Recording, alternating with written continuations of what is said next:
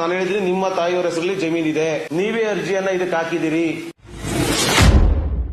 ನಾವ್ಯಾರು ನಿಮ್ಮ ಮನೆ ಬಾಗಿಲಿಗೆ ಬಂದಿರಲಿಲ್ಲ. ಪ್ರಾಧಿಕಾರದ ನೋಟಿಸ್ಗೆ ನೀವೇ ಅರ್ಜಿಯನ್ನ ಹಾಕಿದಿರಿ. ಯಾವುದೋ ಒಂದು ಫೋನ್ ನಂಬರ್ ಕೂಡ ಮೆನ್ಷನ್ ಮಾಡಿದ್ರಿ, ಕೆಳಗಡೆ ಸೈನು ಕೂಡ ನೀವು ಹಾಕಿದಿರಿ. ನಾವು ತಂದು ಕ್ರಿಯೇಟ್ ಮಾಡತಕ್ಕಂತ ಅರ್ಜಿ ಅಲ್ಲ, ನೀವೇ ಸ್ವತಃ 29/3/2000 ನಮ್ದು ಅಧಿಸೂಚನೆ ಹೊರಟು ಮೂರೇ ದಿನಕ್ಕೆ ಕೊಟ್ಟಿರ್ತಕ್ಕಂಥ ಅರ್ಜಿಗಳು.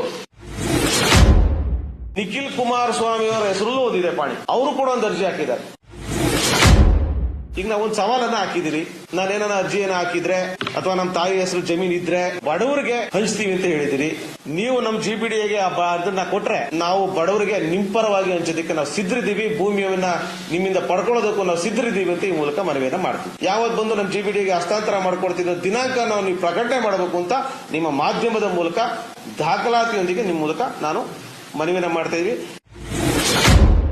DK ಶಿವಕುಮಾರ್ ಅವರ ಆಸ್ತಿ, ಅಪಾರ್ಟ್ಮೆಂಟ್, ಇನ್ನೊಂದು ಮತ್ತೊಂದನ್ನ ಪ್ರಶ್ನೆ ಮಾಡೋದು ಬಿಟ್ಟು ಅವ್ರದೆಲ್ಲ ಆಗೋಯ್ತು. ಐಟಿ ರೈಡ್ ಆಗೋಯ್ತು, ಇಡಿ ರೈಡ್ ಆಗೋಯ್ತು, ಎಲ್ಲಾ ತರದ ಇದನ್ನು ಕೂಡ ಅವರು ಎದುರಿಸು ಆಯ್ತು, ಉತ್ತರವನ್ನು ಕೊಟ್ಟು ಸಾಬೀತು ಮಾಡ್ಕೊಂಡು ಬಂದು ಆಯ್ತು.